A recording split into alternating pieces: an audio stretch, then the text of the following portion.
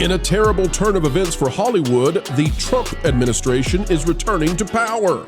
Now it's the hour that celebrities have been dreading so much. And one said celebrity is now declaring that Hollywood is literally terrified of Trump. He's the boogeyman of their dreams, and nobody will even speak out against him. Consider us thinking this might be a bit sus, but we'll bring to you what they're saying in the halls of Hollywood.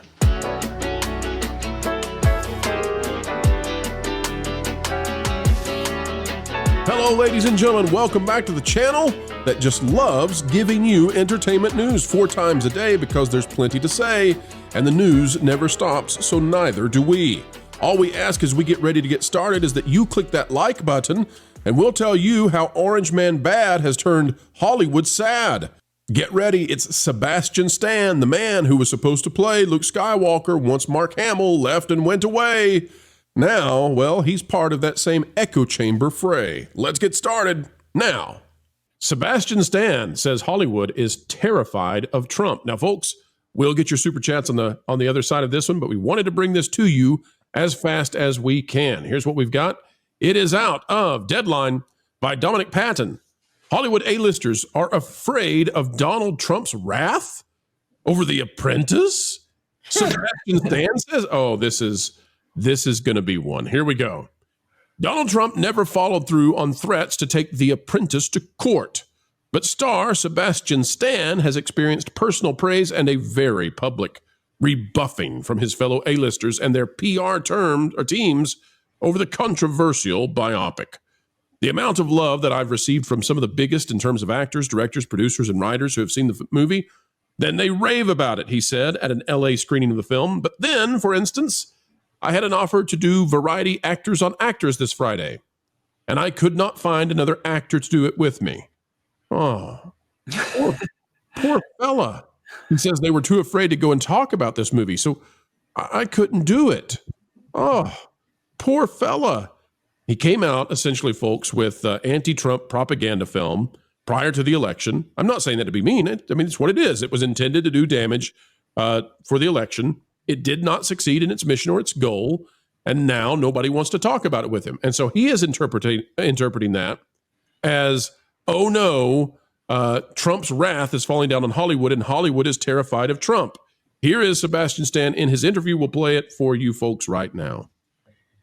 The amount of love that I've received, from some of the biggest, both of us, I think, in terms of actors, directors, producers, writers who have seen the movie and they rave about it.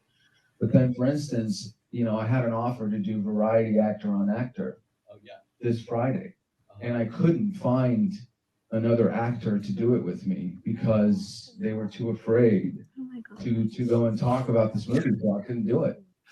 Panel, do you think that actors are terrified of Trump? Like, this would be a new phenomenon. Should they be? I think that actors are terrified of the fact that if they make these grandiose political statements now in this post-election world, that they're just going to get dumped on. I mean, they're all losing their minds. Rob Reiner checked himself into a facility today over his PDS. I'm not even kidding. Pause. Did he really do that? Or are you? Yes.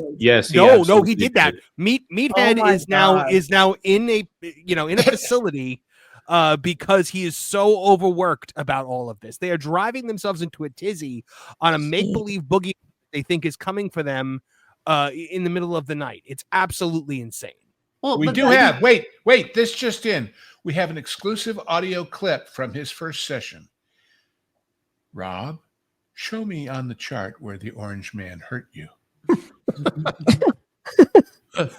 Michelle, you're not hurt though. What did you have? No, I mean, the thing is though, it's like you said, I bet most of them just don't want to talk about it because he won and they just don't want to go there for their career purposes. But some of them are legitimately, their minds are that warped that they may actually be fearful. I mean, I can't put that past these people. They are not, a lot of them are mentally just off. Like that's do you think that they, because there's a question of who's making the narrative and who's believing in the narrative. Do you think that, because I always thought that the Hollywood elites at the very highest levels, they understood that they were creating fiction and it was fiction with a purpose. But it sounds like they buy this. They believe it. They believe it. Wow. I mean, here's the thing. Now, when it is going to in every way and every day be proven that it's bull, that he's not, quote, literally Hitler, that nobody's coming for them, it then doesn't become about Trump. It becomes about their own adulthood and powers of perception, that they bought into it and endorsed it and repeated it. So the last thing they want to do is remind everybody of how stupid they were. Well, wasn't Sebastian Stan, isn't he the guy that a lot of people were suggesting he should play Luke Skywalker now that Mark Hamill can't? Is that Yeah, he would actually be good in the role, I think. Yeah. But he and Mark are really, really in sync with some of this stuff, I think. It could also be that this movie was a flop. Nobody talked about it. People barely even knew about it. Maybe nobody wants to, take time out of their day to help him talk about it. It's not exactly lighting up the airwaves. Well, but actors don't care about stuff like that, because if this is viewed as like an artistic film, they love to go talk nonsense with each other. They're so, the actor on actors are so gaggy when you watch them. I can barely get through a few minutes. It's just them patting each other on the back the whole time of how wonderful the other is. So yeah, I think it really is that the one that X amount of them know that he won. They just want to stay away from it at this point. And then the other half is that some of them are legitimately crazy. Like they believed it. They literally believe he is all these things. Well, let me play a little bit more of this, and then I'm gonna show Marvin is absolutely right that maybe the other actors don't want to be with Mr. Stan because they understand he produced a flop, a failure, a thud, a dud. Here's what he has to say. And it doesn't matter. That's okay. That's not to point a finger at anybody. I've gotten to do a lot of great things, and that's not pointing at anyone specific. It was we couldn't get past the publicists or the people representing them because it was too afraid to talk about this movie. And it's like, that's when I think we lose the situation. Because if it really becomes like that fear or that discomfort to talk about this, then we're really going to have a problem. Let me show you the real problem. They got sued for the content of the movie.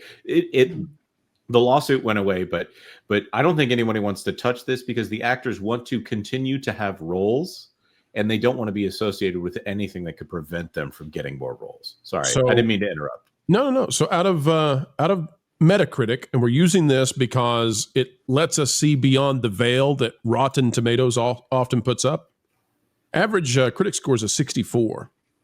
Now, that's not good. It's still in the green, but it's really not good. And generally favorable is the standing for user ratings, of which there are only 60. There are only 60 user ratings because nobody went to go see this. This was supposed to be a film, not art, but a film that would impact the election.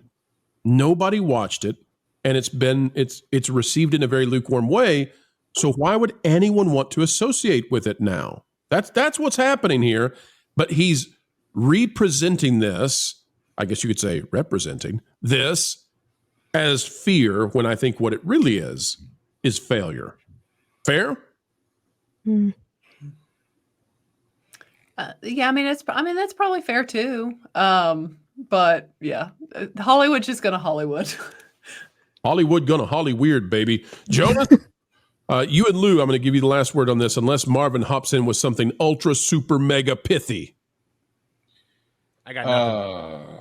Pithy. Why do we have Marvin on here? Marvin just said he has nothing. Come on, Marvin. What do you mean you got nothing? I got to join that club. It's because you pithy me. Oh yes, darn, he's good. He's good.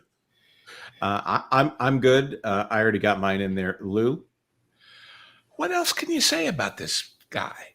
He's getting the attention he might have gotten doing that actual show without doing that actual show. And he's not blaming any of the actors because they're his buddies. He's blaming the publicists who apparently are not his publicists. And so I guess he had to say something, but I'm not quite sure why. Well, I think we've all learned something today. And that is, Erica, I think you can agree with all of us that Hollywood got a little Holly weirder in the last week or so. Yeah, they did. Mm-hmm.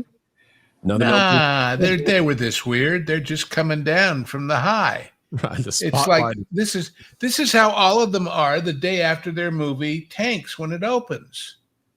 Ouch. It wasn't me. It was the dumb audience. It was the producers. It was the publicists. Everything's wrong but me. And I'm ready to work for weddings, bar mitzvahs, movies. What do you got? What do you got for me? What do you got for me? Because it's all me, me, me. And by the way, when you consider people whose entire profession is playing a part that is not them, well, playing the loyal opposition to the Nazis is not them either. And they don't know how to do it when it becomes the reality they're stuck with, if you see what I mean. Ellen DeGeneres fled the country this week, and Rob Reiner That's fled right. sanity. So That's right. Well, yes, Marvin, there is no sanity clause in those SAG contracts. Well, folks, we've come to the end of another video of pure excellence and fun. Explaining entertainment, keeping you ahead of the culture curve. That's what we hope you believe we've just done. And why should you believe it? Well, because we've done our very best to make it so. To be true, to be factual, and to do what the mainstream so-called access journalists simply won't. Folks, you can help share this out across the fruited plains of YouTube by clicking the like button, share, subscribe, click it, stick it to the algorithms. It is the notification bell. Drop a comment down below. Let us know your thoughts. And folks, as we get ready to say sayonara for now, we ask that you keep learning, keep growing, and wherever you are and whatever you're doing, keep having fun.